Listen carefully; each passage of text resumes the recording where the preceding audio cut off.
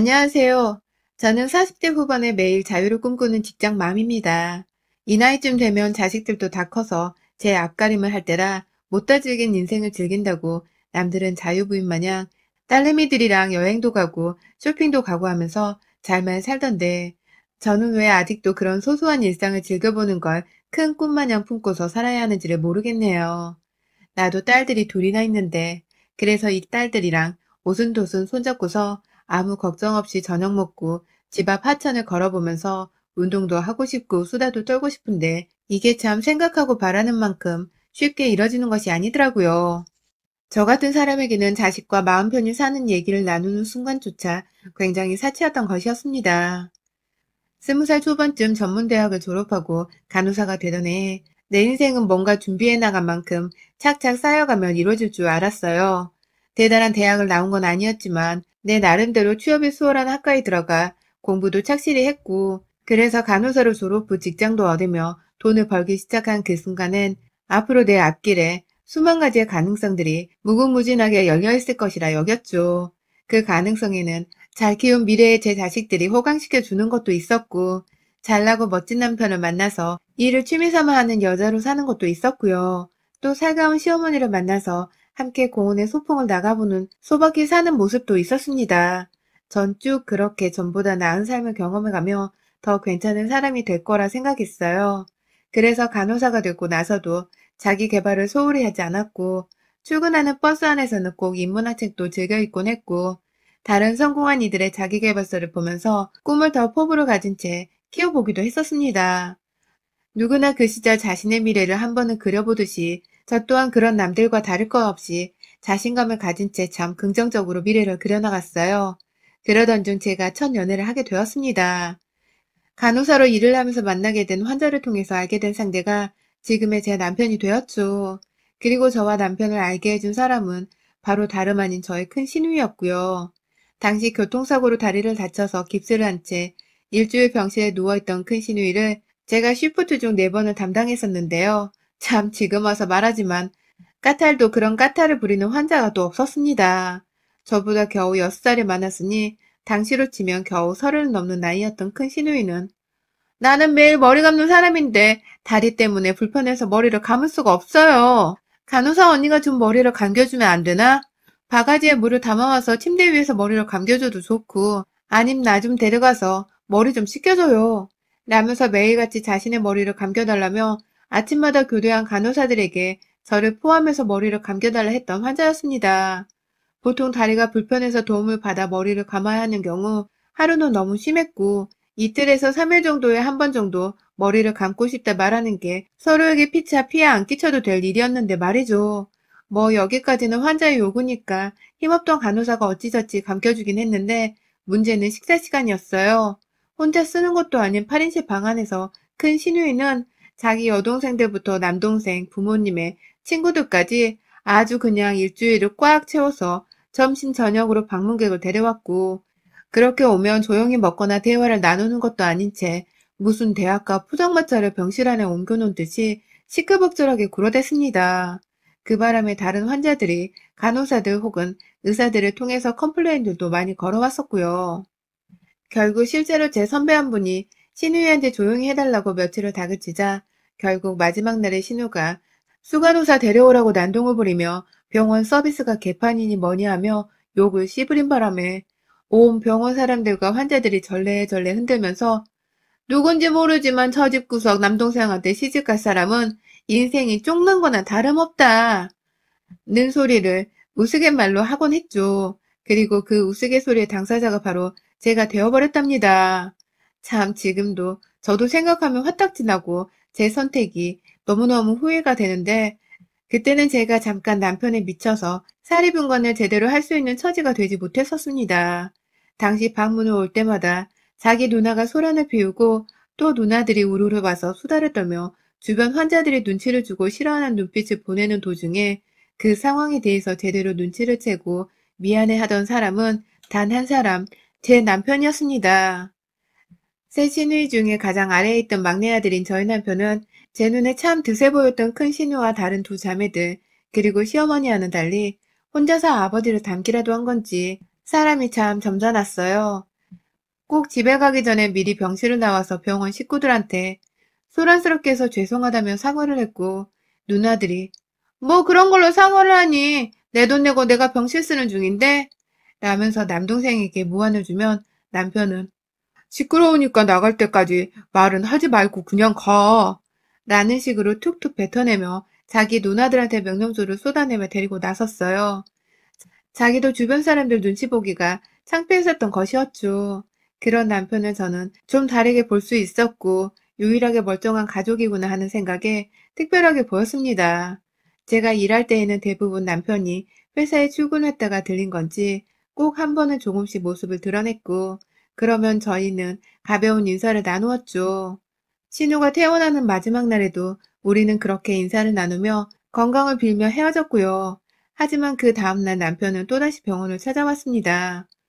뭘 놓고 간 건 줄 알고서 어쩐 일이냐고 다가갔는데 그 사람은 한참 쭈뼛거리다가 제게 용기를 내며 번호를 물어봤어요. 큰 누나가 너무 민폐를 끼쳐서 제가 감히 번호를 따도 될지 모르겠지만 저는 꼭 받고 싶어요.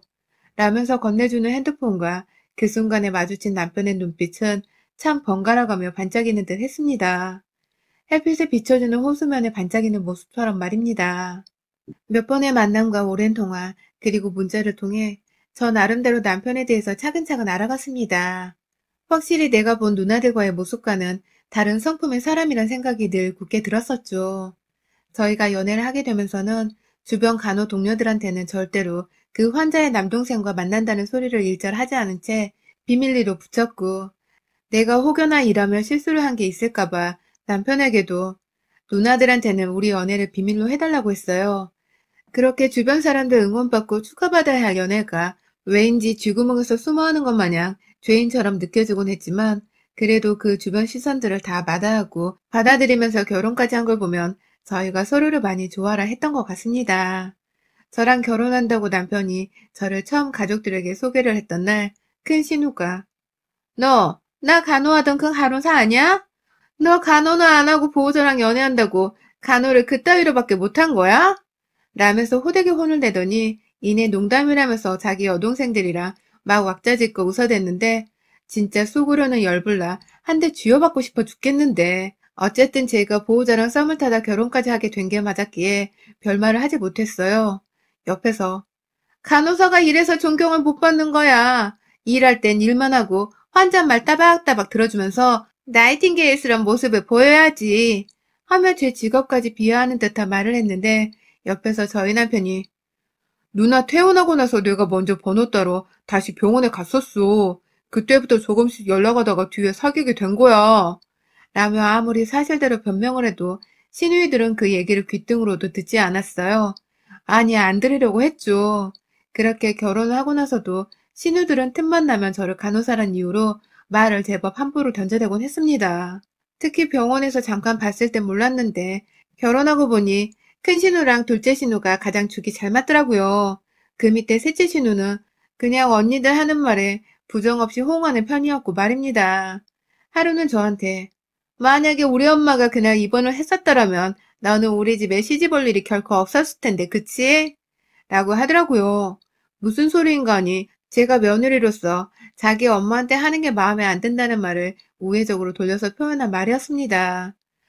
좀 더 안부도 자주 물어봐주고 이왕이면 집에도 자주 찾아와서 엄마 건강도 챙기고 식사도 챙기라는 말을 밥 먹듯이 저한테 뱉어내곤 하는 사람들이었죠. 큰 신우, 작은 신우 둘 다 가정주부여서 일하는 저를 이해하지 못할 뿐만 아니라 일하는 제가 얼마나 집에 오면 정신없이 살림을 해치우는지도 결코 이해를 못하는 듯 보였습니다. 밖에 나가면 좋잖아, 안 그래? 일도 하고 돈도 벌고 그 돈으로 자식도 직접 먹여 살리고 그러다가 내 동생도 먹여 살림 좀 좋아? 요즘 여자 남자 그런 게 어딨니? 그냥 돈 벌어오면 자기가 낼 건 내고 사는 거지. 며느리가 간호사인데 그 정도는 할 수 있잖아? 여유 있으면 남편도 먹여 살리고 남편 시부모도 먹여 살리고 좋잖아? 라면서 어떨 때는 돈 벌어오는 워킹을 하면서 저에게 본인 남동생과 부모 용돈까지 챙겨주는 소리를 꼭 이렇게 빙빙 돌려대다 말을 툭 던져놓았고 또 어쩔 땐 도대체 올케는 무슨 정신으로 내 동생 밥을 쫄쫄 굶기는 거야. 올케가 새벽에 일을 나가면 남동생이 밥 해먹는 거 다 귀찮대. 그게 무슨 소리겠어? 밥을 못 해먹으니까 그냥 귀찮다고 돌려대는 소리잖아. 내 동생이 이런 대접 받으라고 너한테 장가 보낸 줄 알아? 라면서 제가 야간 근무를 하는 바람에 혹은 일 때문에 집에 없어서 남편하고 얘들 밥을 미처 못 챙겨준 날에 제게 보란듯이 자기 동생을 괜히 장가 보냈다면서 제 기를 팍팍 죽였습니다. 아니 다 큰 놈이 딸이 둘이나 있는데 그리고 애들이 다 크다 못해 혼자 밥통에서 밥 꺼내고 반찬 꺼내 차려 먹는 나이가 되어서도 누나란 놈들은 남동생이 밥을 혼자 못 챙겨 먹진 않을까 하는 걱정에 일하러 나간 저한테 그런 소리를 해댔어요. 전화해서 제가 바쁘다고 쉬고 있단 소리를 단 한 번이라도 들으면 갈구지 못해 안달이었던 것들이었죠. 직접 전화로 이렇게 속을 끓여놓는 적은 수없이 많았고요. 그런데 이건 정말 약과에 불과했었습니다. 저희 시아버지가 1년 전에 지병 악화로 세상을 뜨셨어요. 원체 가족들 중에서는 드센 여자들 틈에서 사셨다 보니 찍소리 못하고 사신 적이 많았던지라 저와 대화를 나눌 기회도 많이 없으셨고 제가 원체 시누들 등살에 밀려 사느라고 웬만하면 일하며 바쁜 척을 한다고 피해 살고자 노력을 했었기 때문에 정작 가장 대화가 수월하던 시아버지는 본능적으로 등한시하게 될 수밖에 없었는데요. 그럼에도 불구하고 저희 아버지께서 돌아가시면서 가지고 계신 재산의 일부를 저한테도 증여를 하셨더라고요. 무려 50억을 말입니다. 시아버지는 시어머니와 결혼을 하기 전부터 이미 부동산 장사를 여러 번 하셨던 분이라 하시더라고요. 가족들이 아무도 몰랐을 만큼 평소에 검소하셨고 또 소탈하신 분이셔서 돈 쓰는 것도 허투루 쓰지 않은 채 전략을 생활화하셨거든요. 그렇게 평생을 지내다가 재작년 말쯤 아버님의 병세가 악화되면서 집이 넓으면 불편하다고 공기 좋은 경기도 외곽에 작은 1층짜리 타운하우스를 하나 짓고 사셨는데 이걸 마지막으로 시세 차익을 남기며 총 60억 가까이 유산을 남기셨고 그중에 무려 절반이 훌쩍 넘는 양을 며느리인 저한테 넘겨주셨어요. 어머님과 시누이 셋 그리고 남편의 몫은 자연스레 10억에서 나눠질 수밖에 없었고 그렇다 보니 유산을 받고 나서도 서울 한복판에 아파트 한 채를 사지 못한다면서 시누이들이 오만 불평과 분노를 늘어놓으며 저에게 돈을 내놓으라는 협박을 하기 시작했습니다. 감히 피 한 방울 섞이지 않은 년이 아버지 재산을 어떻게 굴려받은 거냐면서 아버지랑 제가 그렇고 그런 사이 아니냐는 더러운 말까지 지어내며 돌아가신 방자를 욕보였습니다. 그뿐만 아니라 어머님까지 합세를 해서는 네가 도대체 무슨 말을 능구렁이처럼 했길래 시아버지가 평생 쇠가 빠지게 고생하고 산 조강지처가 아닌 너한테 유산을 남기냐며 당분간은 꼴보기 싫으니 시댁 근처에 얼씬도 하지 말고 목소리도 들리게 하지 말라며 쌍스러운 욕도 날리셨죠. 그러다가 정말 50억이 며느리 손에 들어갈까 겁이 나셨는지 금세 다시 전화가 와서는 자기들의 말이 심했다며 살살 달래고 급기야 애걸복걸하면서 그 50억에서 다시 형제들에게 40억 정도를 떼어주라며 부탁을 하기까지 이르렀습니다. 저는 이 모든 상황이 너무 한편의 코미디만 같아서 이것들의 태도가 어떻게 수시로 변하는지를 그냥 지켜만 보고 있었는데 화냈다가 눈치를 보며 예원을 하다가 급기야 협박을 하기까지 이른 시누이들은 하다하다 시어머니를 핑계 삼아서 제게 그러더라고요. 합가를 해서 어머님의 남은 생을 부양하라고 말입니다. 이유는 하나였어요. 어머니가 이제 혼자인데 아들이 저희 남편 하나니까 시어머니를 모시는 건 선택이 아닌 필수인 거며 게다가 저는 간호사라서 평소 돈도 쭉 벌어놓고 있었는데 시아버지의 유산으로 우리 식구 중에 제일 돈이 많으니 가족 하나를 더 부양하는 것은 당연한 것이고 또 간호사니까 간호하는 게 전문이니 무슨 말이 더 필요하겠냐는 것이었죠. 여기서 제가 시어머니를 모시고 싶은지 아닌지에 대해서는 전혀 아무도 관심이 없었고 지엄마를 저한테 부양하게 하면서 자연스레 며느리 돈 쓰며 제 집안에서 살게 하고 호감과 대접을 받게 하라는 시누이들과 시어머니의 작당이란 걸 제가 결코 모르지 않았습니다. 남편도 대신 마누라가 유산을 많이 받은 것에 놀랐지만 기분은 좋은지 또 그런데 섭섭은한지 우리가 이제 경제적으로 가장 여유가 생겼으니 엄마를 모셔야 하는 게 당연하지 않아? 라면서 어느 순간부터 지들 눈앞편을 들고 있더라고요. 제가 거의 정이 다 떨어져 이혼을 해도 아쉬울 것 없다는 마음으로 나는 아직 간호사 일을 그만둘 생각도 없고 그러면 쭉 3교대로 일을 해야 해서 지금 우리 가족 내조하기도 벅차 죽겠는데 갑자기 시어머니라니. 당신 누나들도 몇 억씩 유산 받은 거 잊었어? 그 돈은 돈도 아니야? 뭐 도대체 얼마나 대단한 돈을 받길 바랬길래 몇 억이 있는데도 지들 엄마를 직접 모실 생각을 못하고 일하는 나한테 갑자기 맡아달래. 내가 병원에서 돈 받고 환자들 돌보는 간호사지 니들 엄마 수발들은 종이냐? 라면서 한 대 치겠다는 듯이 달려드니 남편은 바로 깨갱해 버렸고요. 다소 제 반응에 놀라면서 속상했던지 아니 꼭 그렇게 말을 해야겠어? 당신이 종이냐니 내 마누라니까 부양이 달라는 거지 라면서 대답을 했는데 그 말에 더 빡친 저는 그럼 너는 왜 네가 내 서방이라서 내 부모 모실 생각은 안 해?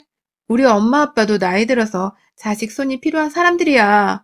그런데도 두 분이 자식들 진대기 싫다고 본인들 가진 재산으로 앞가림하며 살고 계신 거 몰라? 그거 보고도 네 엄마랑 비교가 안 되니?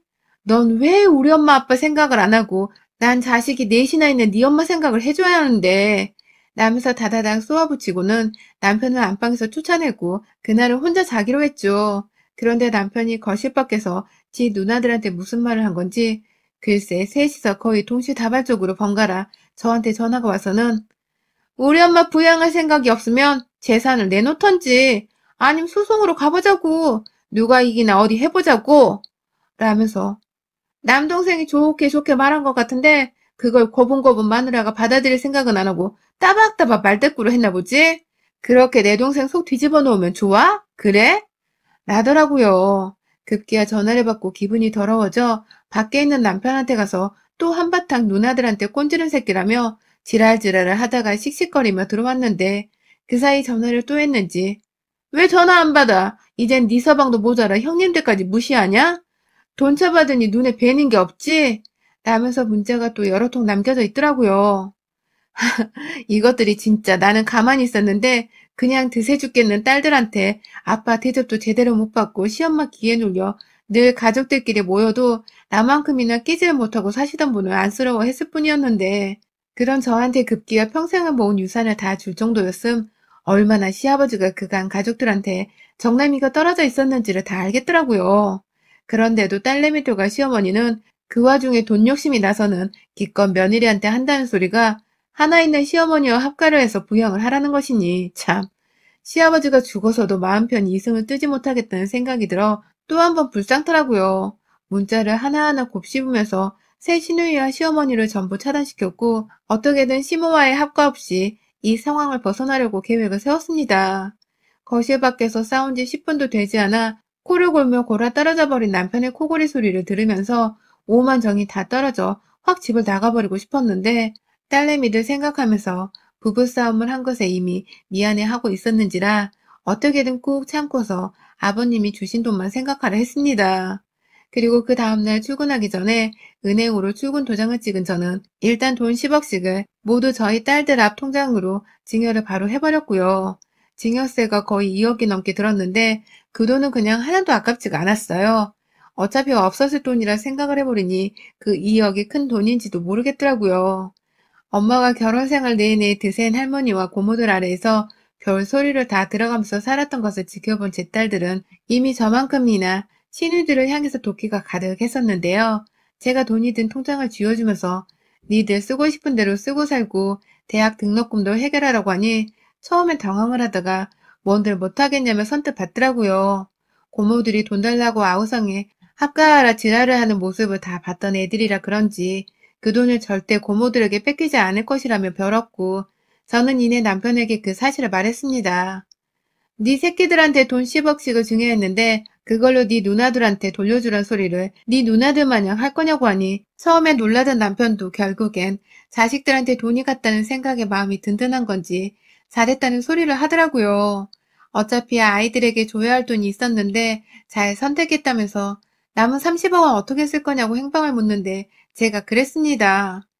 그 돈 다 기부할 거야. 내가 간호사로 벌어먹고 살 세월이 얼마인데 설마 그 돈 가지고서 시어머니 부양하는 소리를 듣고도 잘 살 줄 알았어?